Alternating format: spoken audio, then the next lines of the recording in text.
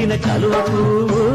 పుట్టిందే ముక్కు పగులు బురద గుంటలు తమ పుట్టుకే చెప్పుకోని గుంట నక్కలు పుడతారు మరు జన్మన పిచ్చి కుక్కలై పాప పుణ్యమెరుగని తల్లిదండ్రులు కంటారు బిడ్డల్ని కంపెడాశతో తమ కడుపులు కట్టుకొని పిచ్చి తల్లులు మేపుతారు బిడ్డల్ని పిచ్చి ప్రేమతో ఒదిగి ఒదిగి ఎదిగిపోయి ఎర్రి కొడుకులు గుచ్చుతారు గుణపాలు కన్న కడుపులు పాలు తాగి పాము విషం కక్కితే